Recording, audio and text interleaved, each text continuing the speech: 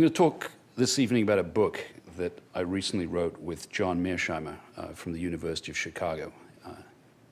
Some people tell me he's the more famous of the two authors on the front of the book. The book's all about the rational actor assumption in international politics, and it's called How States Think. Let me tell you first about the origins of the book. You may have noticed that it's quite common for people to describe adversaries of the United States as irrational. All you have to do is look at this cast of characters and how the West has described them over the past 20 years.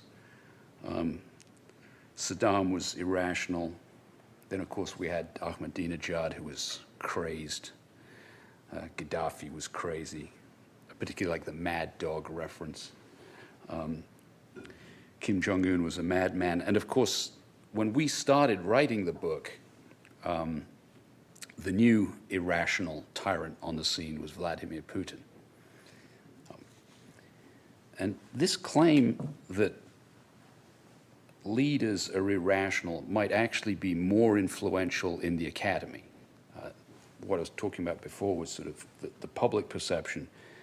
But building on the work of psychologists, many social scientists now argue that individuals are often irrational. Perhaps the best example here is the work of Kahneman and Tversky, psychologists who made their names arguing that decision makers of all kinds,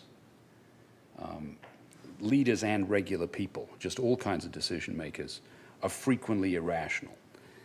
And those ideas are summarized in Thinking Fast, Thinking Slow, which was written by Kahneman. Tversky died prior to the book coming out, where he says, humans are not well described by the rational model. And again, that's a view that a lot of social scientists now share. Economists think Richard Thaler, 2017 Nobel Prize winner, who talks about how irrationality is all over the place, and now in political science as well.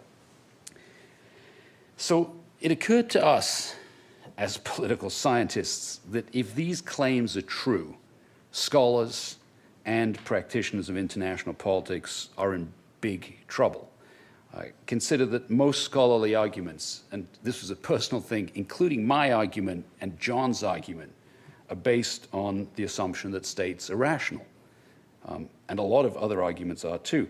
And if they're not, then many of the supposed insights and arguments that we make just don't make a lot of sense.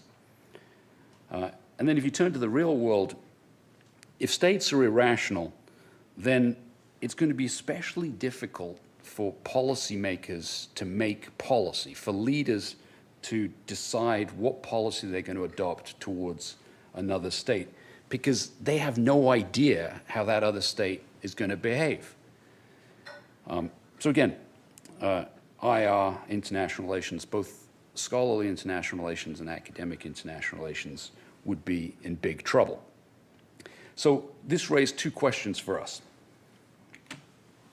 The first was, what is rationality in international politics? If you're going to answer the second question, you need to get an answer to the first. And the second question, of course, is, are states rational? And in the next 15 minutes, I'll talk about those two questions in turn. So what's rationality? A good working definition of rationality is that it's about making sense of the world for the purpose of navigating it in the pursuit of your goals. You are all nominally rational beings, and we think that that means that you try and make sense of the way the world works, and then you decide the best strategy for going forward. You decide at some point that you've figured out how the university world works, and you decide to go to the University of Michigan because that's what your rationality tells you. So again, rationality involves two elements. It's figuring out how the world works. We'll talk about that in a little bit. And then deciding, once you've figured out how it works, what causes what the best strategy is for you to achieve your goals. And our basic argument is that in international politics, credible theories, it's an important phrase that will come up again and again, credible theories are the best way to make sense of the world and decide how to work your way through that world. Just go a step further here. Rational policymakers and rational states, and there is a difference, policymakers and states, and again, we'll get to that. But rational policymakers and rational states are what we call homo theoreticus, as opposed to the homo economicus in economics, the homo heuristicus in political psychology, homo theoreticus. By the way, we wanted that to be the title of the book, and Yale University Press told us that under no circumstances was that going to be the title of the book. So John and I agreed from that day forth that any time we gave a public talk, we would say the words homo theoreticus, just to stick it to them. We kind of like it. My kids hated it, my wife hated it, the editors hated it. Only me and John liked it. But policymakers, rational states are homo theoreticus. They're theory-driven. Clearly, theory is the key issue here. So what I want to do now is I want to unpack this idea of theory, what it is, because I don't think people have a good sense of what it is, in some detail, and then I want to come back to the definition of rationality. So let's talk about theory.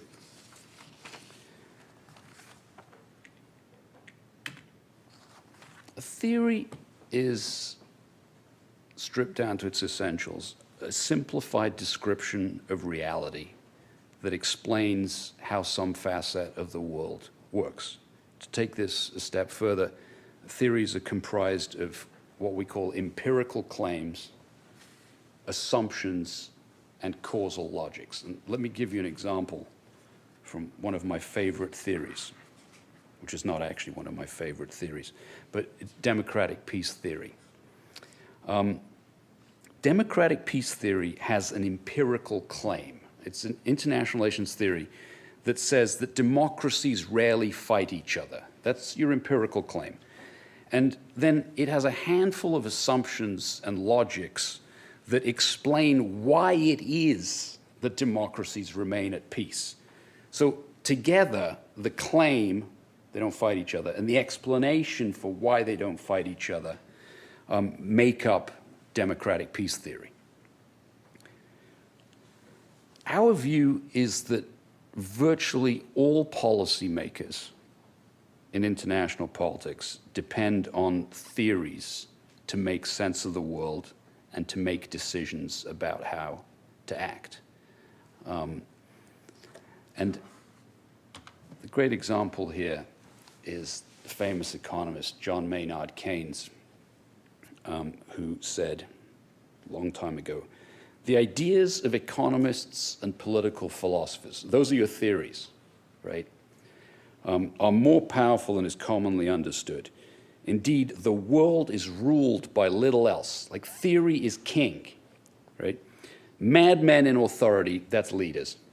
Madmen in authority who hear voices in the air aren't really, his point is, they're not really hearing voices in the air. They're distilling their frenzy from some academic scribblers a few years back. This was Keynes's view back then, and it's our view now. Let's just talk about foreign policy and the United States strategy of liberal hegemony. That policy, which was embraced by the Clinton administration long before you were born, but there was this president called Bill Clinton, that policy was developed in the 1990s, and it was based explicitly on what we call the big three liberal theories of international relations: democratic peace theory, which I just talked about, economic interdependence theory, and liberal institutionalism. And very importantly, the critics of liberal hegemony, George Kennan is a great example here, they were informed by realist theories of international politics. And there happen to be about 3 variants there as well. And the debate between the pro-liberal hegemonists and the anti-liberal hegemonists was conducted in the language of those 2 theoretical traditions. The point here is that theory runs through foreign policy. That's how foreign policy is made. Okay. Next question is, don't forget I said credible theory. Next question is, how do you figure out if a theory is credible? Which is a crucial issue for us. Because again, credible theories are rationality, but non-credible theories are not rationality. And what we think you have to do is you have to evaluate its components. You have to evaluate a theory's components, which is to say you have to evaluate its assumptions, you have to evaluate its logics, and you have to evaluate the empirical evidence that is adduced to support it. And in essence, the assumptions have to be realistic, the logics have to be consistent, and there has to be good evidence in the historical record for the theory's major claims. There also has to be good evidence for its assumptions and its causal logics. And theories that have false assumptions, that have major logical contradictions, or have little supporting evidence are non-credible theories. You can use this template to divide theories up. And when you go through this enterprise, which we did in great laborious fashion, you find that it's actually a pretty large inventory of credible theories. And this doesn't even begin to capture all the credible theories, but we try to arrange them in sort of, let's call them families of theories. Some of these theories are liberal theories, and we can talk about what those theories are or how you categorize them as liberal later. But democratic peace theory, economic interdependence theory, and liberal institutionalism are liberal, credible theories. Some of those theories are realist theories, and again, we can talk about what realism is. And they include defensive realism, offensive realism, and hegemonic realism. And finally, there are all sorts of credible theories about deterrence, coercion, the use of force, and all of those things at the conventional and the nuclear levels. There are a lot of theories out there. By the way, I just want to point out to you, these theories are not, I'm not talking about theories today that you learn in the classroom. These are theoretical traditions that go way back. Democratic peace theory, Kant. Offensive realism, Thomas Hobbes. You see John Mearsheimer there. He's always like, his big phrase to me always is, Thomas Hobbes is the father of us all. Speak for yourself. But anyway, these are traditions, these are ideas that have been around a long time, and they've survived academic combat, right? And they're still out there as credible theories. People basically admit they have reasonable assumptions. They have coherent causal logics. And there's a good deal of evidence to support them. And when you do this exercise, you also find there's a list of non-credible theories. And they're still kicking around. Somehow they've survived academic combat. Our hope is that after this, they won't. Forcible democracy promotion theory. Let me just take that one that's about 2/3 of the way down. We think forcible democracy promotion theory is non-credible because there's hardly any evidence that you can turn a country into a democracy at the end of a rifle barrel. And just very importantly, these are not our judgments of these theories. it'd be very easy for John and Sebastian to just say, I don't like that theory. It's non-credible, right? We use the criteria. You can see whether they're assumptions, logics, or evidence of the problem. But we used other people's evaluations of those theories, the scholarly consensus of those theories, to put them in this category of non-credible theories. Last thing I'll say here is these lists are not canonical. It's not as if we got them all right. We just tried to figure out what would a credible theory look like and what would a non-credible theory, what would a good explanation of how the world works look like, and what would a poor explanation of the world look like. And that's how we came up with our inventories. So now we can come back and define rationality in international politics.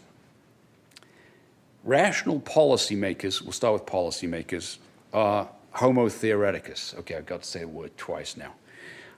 They employ credible theories to make sense of the world, and they use those theories to decide how to act.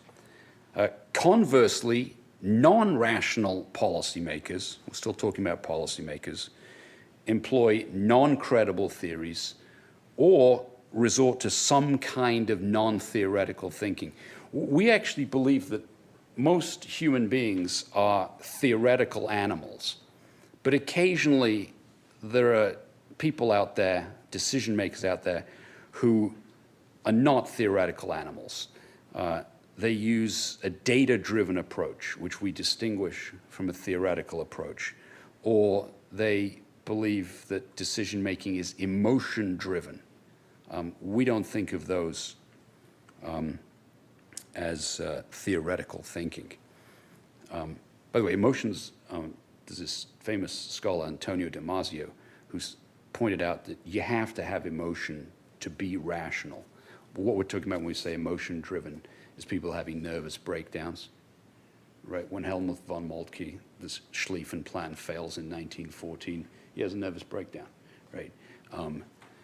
You could say it's non-theoretical. You could say it's not thinking, right? But we can agree it's not theoretical thinking. Yitzhak Rabin before the Six-Day War. So they took him out of the chain of command. Okay, so that's individuals. And then states. States is very important. States are groups of policymakers. When states make decisions, it's a small group of policymakers. The language John and I used to use were, it's the people in the room when they're making the decision, when you're making a big grand strategic or crisis decision. So states, these groups, are rational if their policies are based on a credible theory, so they have to be homo theoreticus, right? And crucially, if that policy emerges from a deliberative process. What do we mean by deliberative process? Two things have to happen. First, the policies and the theories that underpin those policies have to be vigorously debated. You can't just have somebody imposing their view, coercing other people. No, you have to take these credible theories and you have to adjudicate between them. You have to have a thoroughgoing discussion. And second, this is also important, you need an ultimate decider who finally decides which theory and therefore which policy is going to rule the day. Because the problem is you're going to be in a lot of situations where there are people with credible theories and they have different credible theories and they're not going to agree on the policy. But to be rational, the state has to make a decision.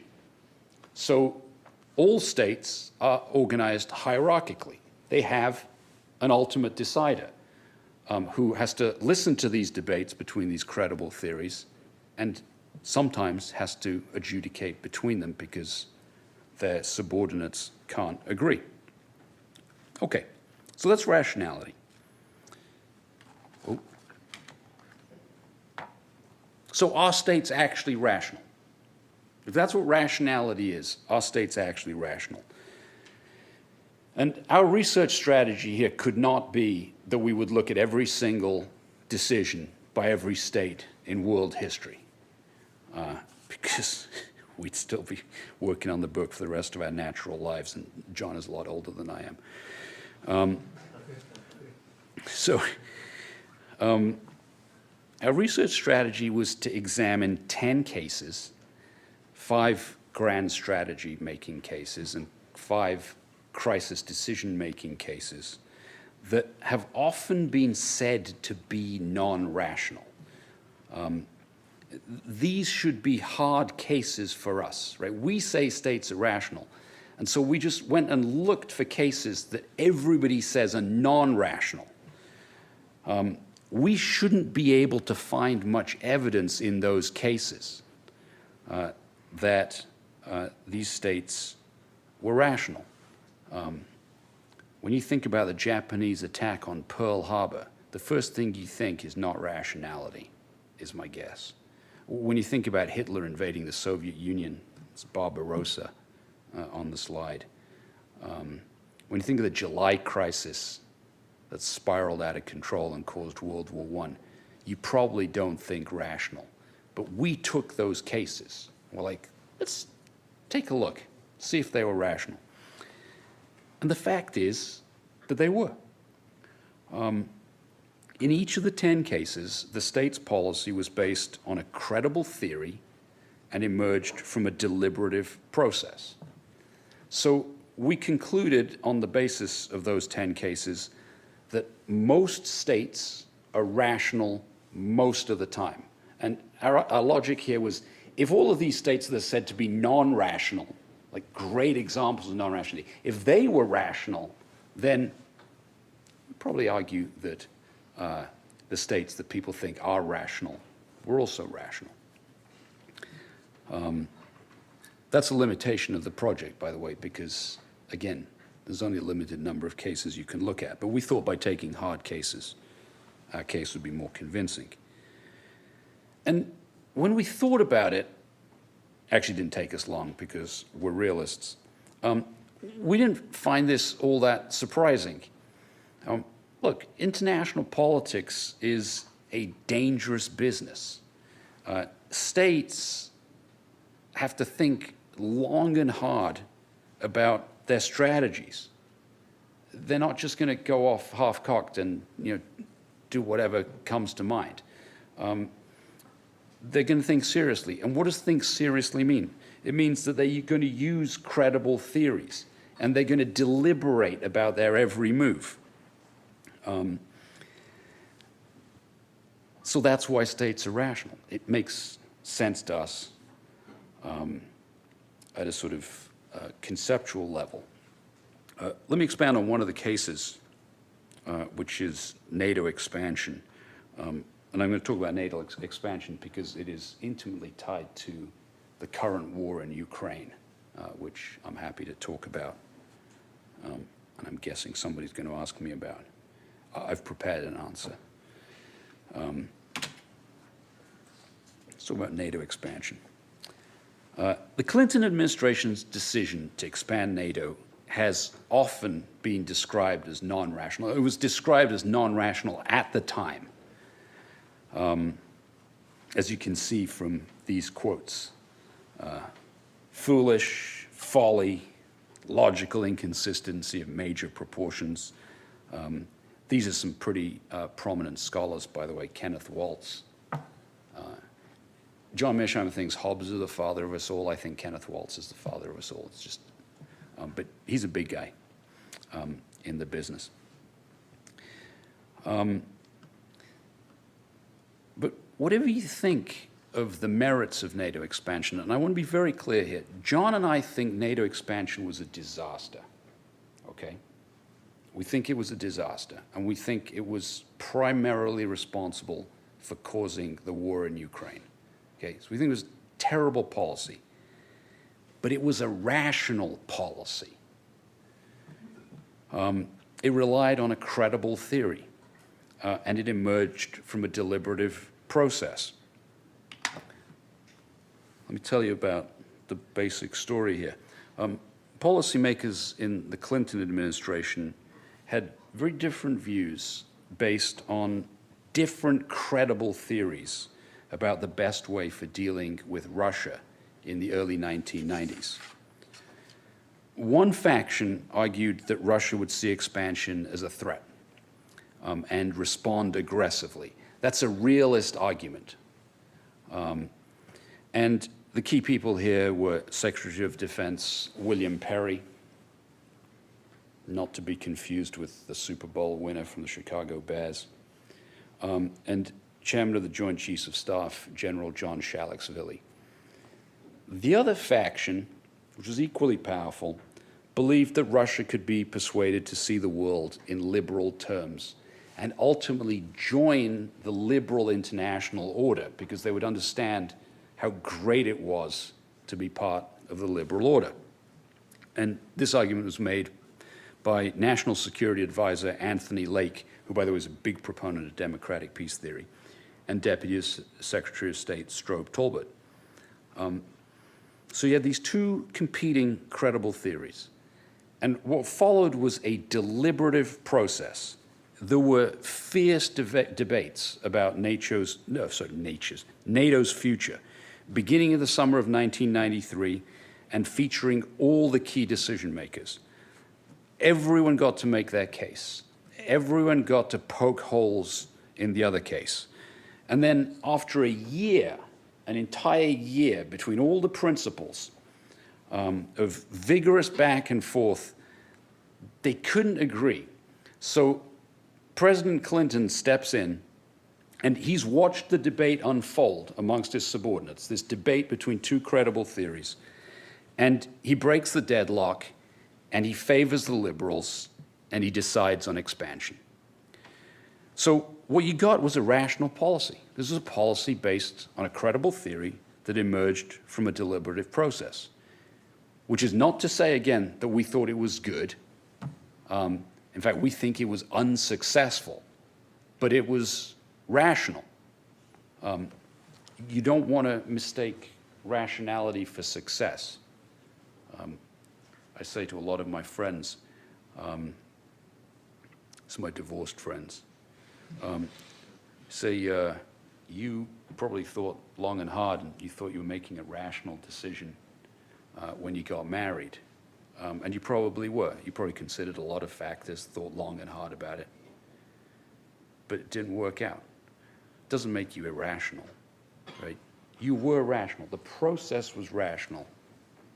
The outcome was bad. Okay. Of course, not all states are rational. Again, we think most states are rational most of the time, but there are exceptions. And as you can see, we found 4 cases where the relevant state failed to employ a credible theory and failed to deliberate. I'm not sure which is my favorite case, but I think it's the Bay of Pigs, which is just absolutely crazy. You should never use the word crazy when you're talking about rationality because it sounds, but it was crazy. I'm happy to talk about it in Q&A. But let me illustrate with the US decision to invade Iraq, the bottom right-hand corner, in 2003. It seems pretty clear after 9/11 that the Bush administration wanted to democratize the Middle East, the greater Middle East, to deal with the twin problems of terrorism and nuclear proliferation. And that desire, by the way, was based on democratic peace theory, which is a credible theory. But the enterprise of turning the greater Middle East into a giant democracy was expected to involve 3 policies. And each policy rested on a different theory. The first theory was a theory of victory. None of you are old enough to, maybe a couple of people are old enough, to remember that the theory of victory was shock and awe. It was the US theory of victory. That would lead to the conquest of Iraq and Saddam's removal from power. The second theory was forcible democracy promotion theory, which says that if you remove tyrannical leaders by force, the public's yearning for democracy, which is deeply held in all people's hearts, would come to the fore and Iraq would become a democracy. And the third was domino theory, which held that once Iraq became democratic, the other Middle East dominoes would follow, and the entire region would become democratic. Here's the verdict. Shock and awe was a credible theory. I'm not going to dispute the US Army's ability to come up with smart war-winning strategies. But forcible democracy promotion theory and domino theory were non-credible. And they were non-credible at the time because there was hardly any evidence, and I use my words carefully, hardly any evidence to support their claims and hardly any evidence to support their causal logics.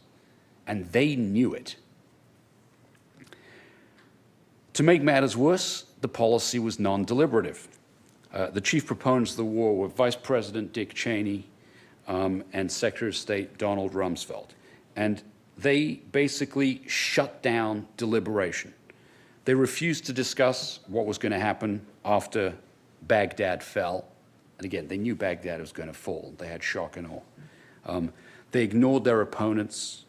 They suppressed voices that disagreed with them. And they coerced people like CIA Director George Tenet to change their minds, or at least to change their reports.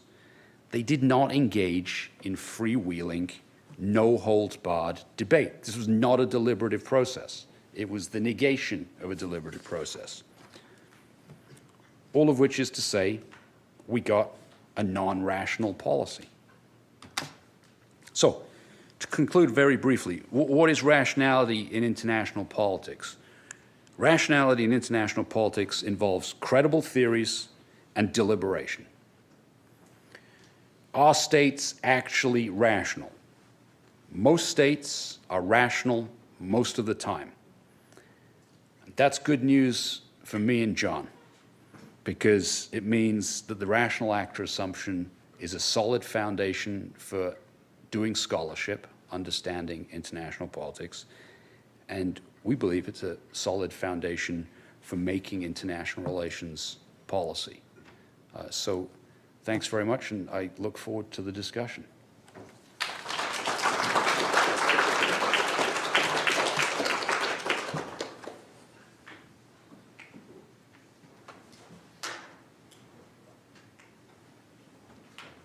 Good evening, everyone. As you know, I'm John Hanson, and I'm delighted to be part of this event tonight, so thank you all for inviting me, or whoever was responsible for inviting me, thank you.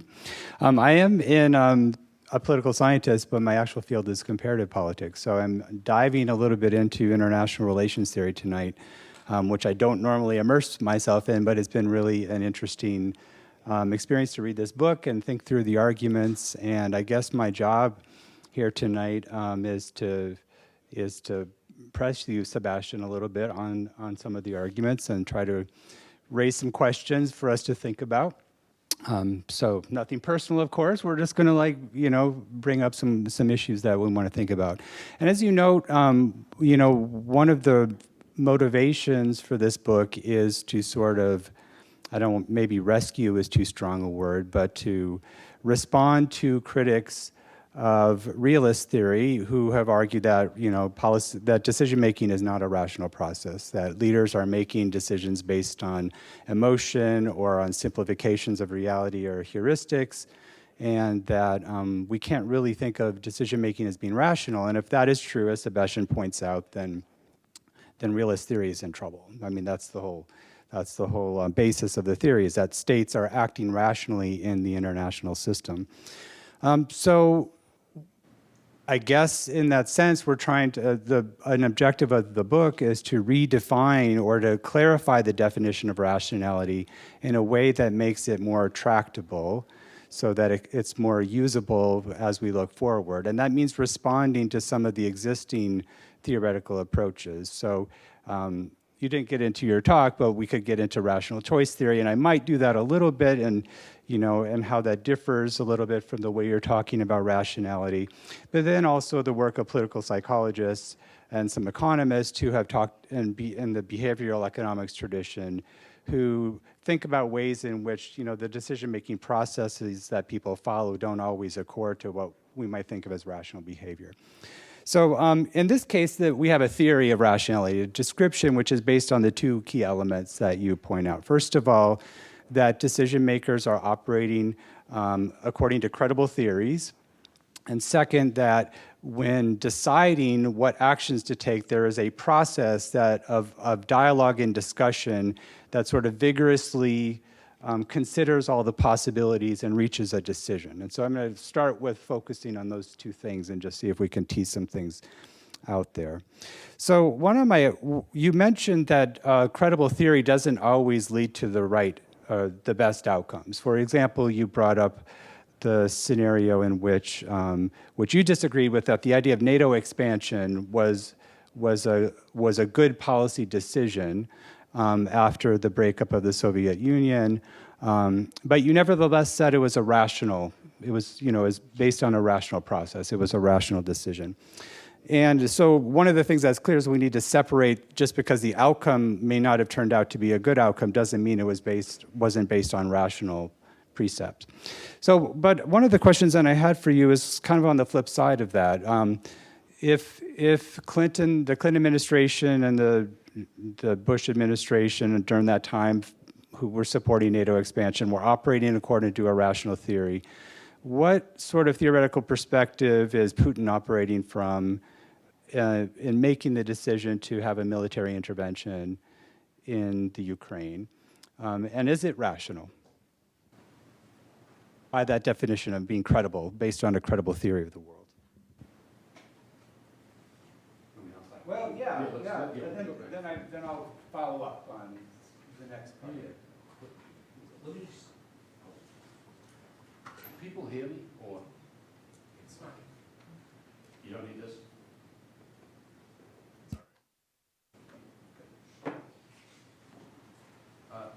Just to your first point about realism is in trouble.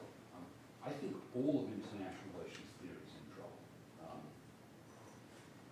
John and I are associated with realism, and I'd say we're pretty unpopular because of that. And what was funny about this book was that we are actually trying to rescue all of international relations theory. And now we have liberal friends coming out of the woodwork. It's like, guys, you're doing a great job. But your point is exactly right. IR theory, writ large, is in trouble if states aren't rational. Okay, what perspective is Putin adopting? So we argue in the preface that he is a rational actor.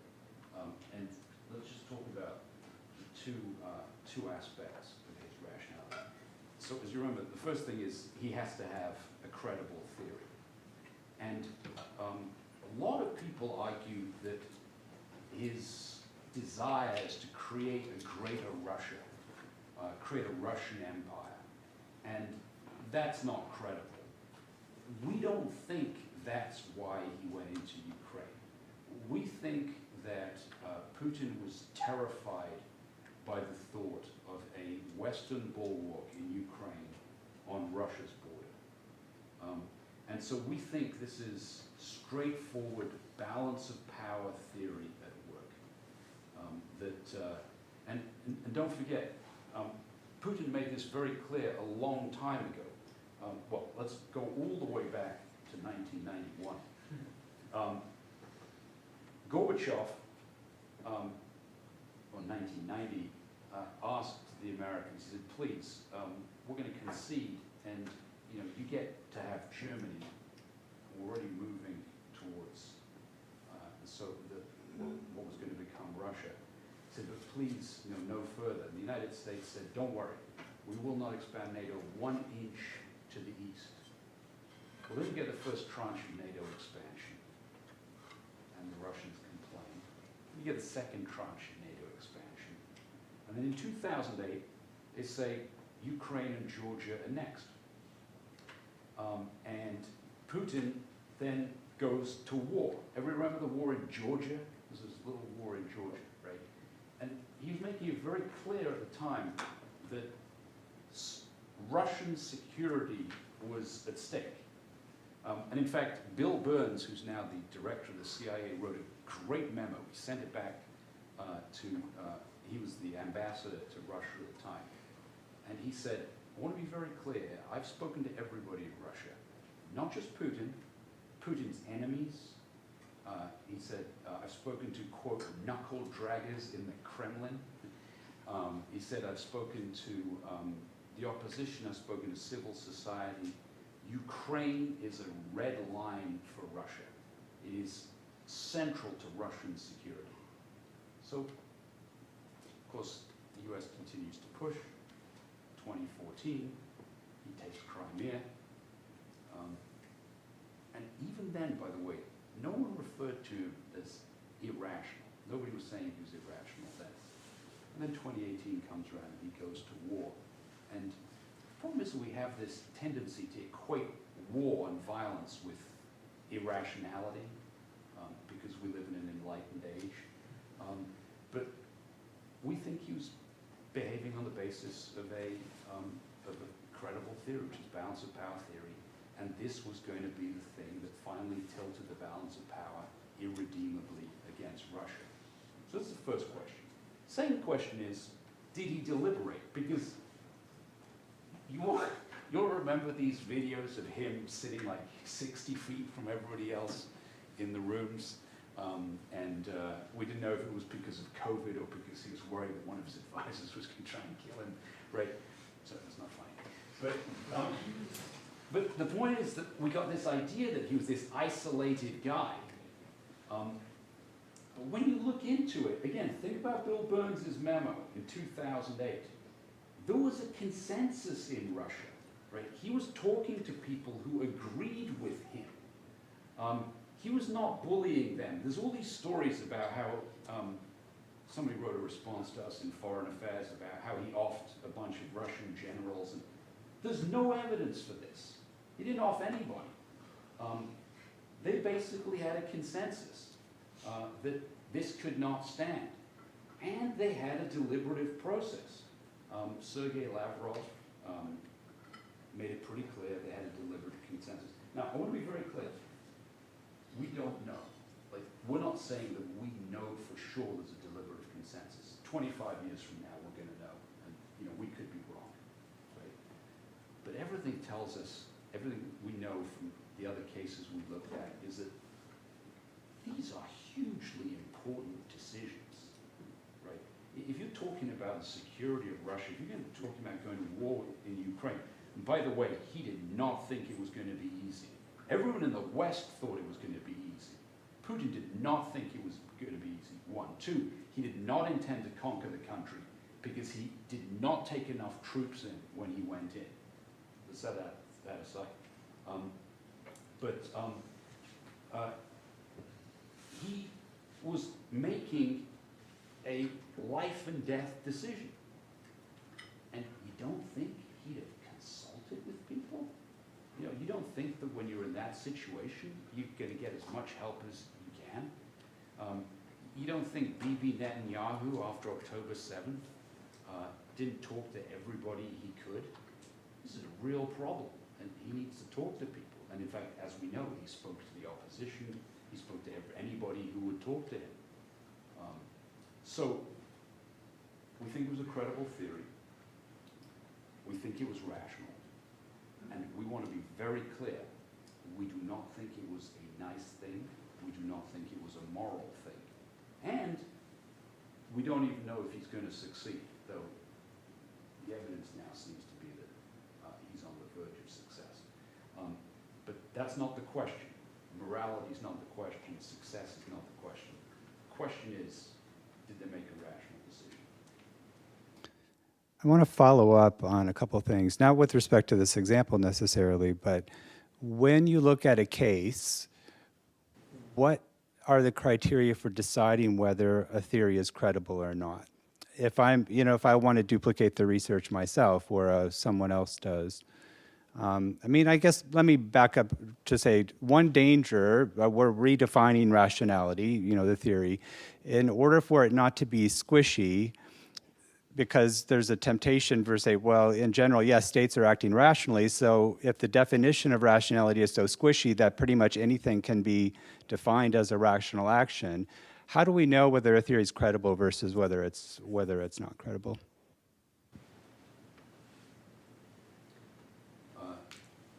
When we wrote the book, as I said, I don't know if I've said this, I can never keep track of what I've said. We wrote the book on Zoom, 4 hours a day, 9 to 1 for 3 years. The only day we missed was Christmas 2021 because John told me his wife was going to kill him. But we actually worked 2020 and I made him feel shameful about not working 2021. But we had multiple conversations on Zoom.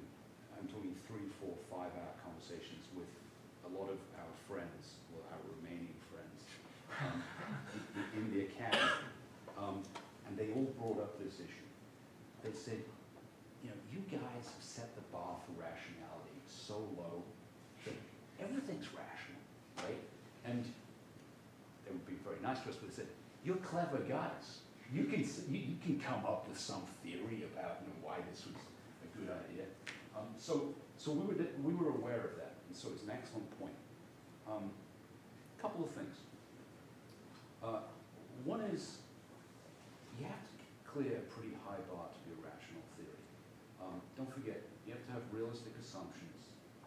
You have to have compelling causal logics, and you have to have a lot of evidence supporting the theory. That's the first thing. And by the way, a lot of theories that we've never seen just got weeded out because they had those problems. But so to get there, to get even into the conversation, it's got to be pretty good. So this is not a low bar. Second, it has to survive academic debate. As I said, when I show you the slides, we've been fighting about realism versus liberalism since, I don't know, Thucydides and Herodotus. So I think that if theories are not clearing the bar, that they would have been eliminated at some point. And of course, a lot of theories have been eliminated over time.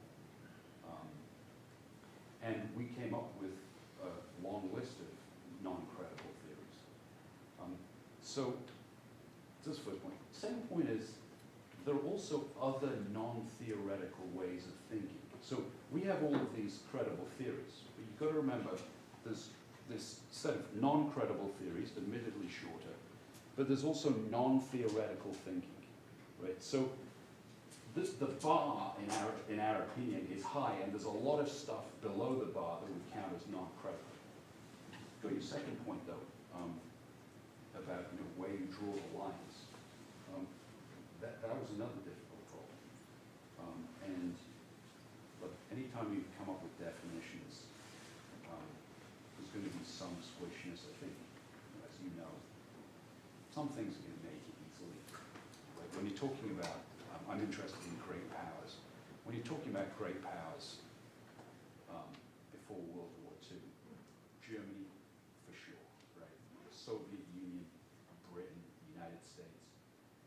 And my father is a raving Italian nationalist, and he always wanted me to tell him that Italy was a great power. And I'm like, Dad, that's a tough one, right? But that's one of those squishy cases.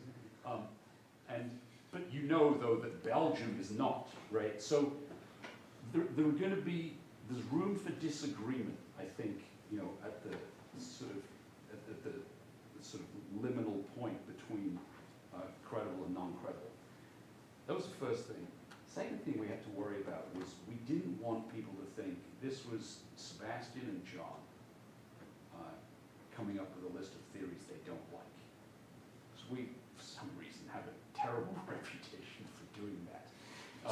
So we were very careful that every theory, when we said this theory has a major logical contradiction, that argument was made by someone else, was not made by us. When we said a theory has no empirical evidence, there is a big tranche of literature that says that. That is not us. So we didn't actually make determinations on any of the theories. But your point about, it's squishy, I take completely. We just try to take as much squishiness out of it as we could. Well, then let's turn to the issue of the deliberative process and what makes it open and vibrant and that there's unimpeded debate. And this is a situation in which, well, let's put it this way. You and I have been in a bunch of faculty meetings, which is a deliberative process. Smart people operating with theories of the world. And it's, I don't know, casually, I would say it's hard to see that process as arriving at satisfactory decisions very often. And I think more seriously about congressional debates or other decision-making processes, and they're prone to problems. They're prone to groupthink. They're prone to people simplifying reality or drawing on analogies or examples along the lines of what a political psychologist might argue. Or depending on the institutional context, such as a non-democratic system, we might worry that people aren't really willing to speak their minds. That what we see as a bunch of people agreeing or sharing the same perspective as Putin is a bunch of people who are scared to actually say what they think.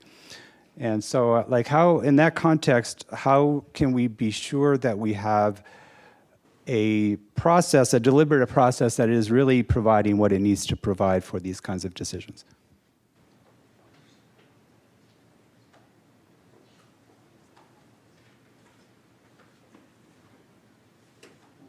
We're back to the squishiness.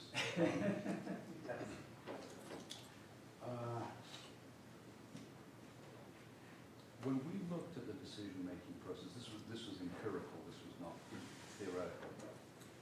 You can tell pretty quickly.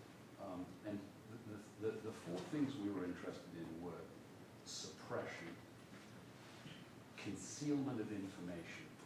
So you can argue as in a faculty meeting, and I have a view, and it's a theory, and of course my theories are very dearly held, and your theories are very dearly held, and we can fight and we can not agree.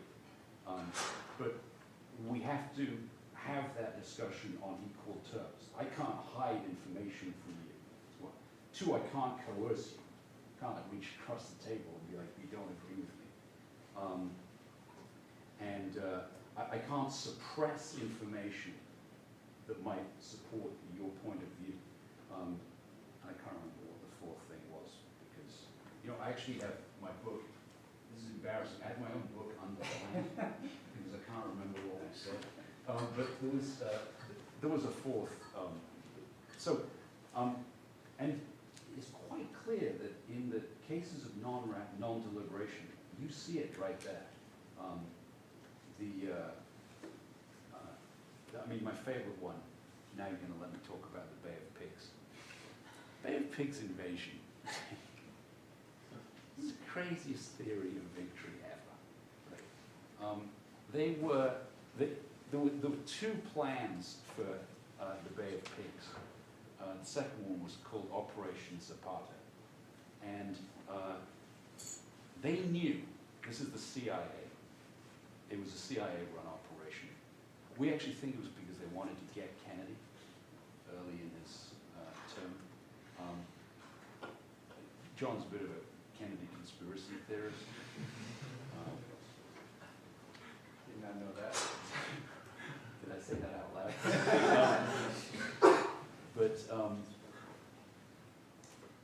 No, it was a CIA-run operation, and it involved air support.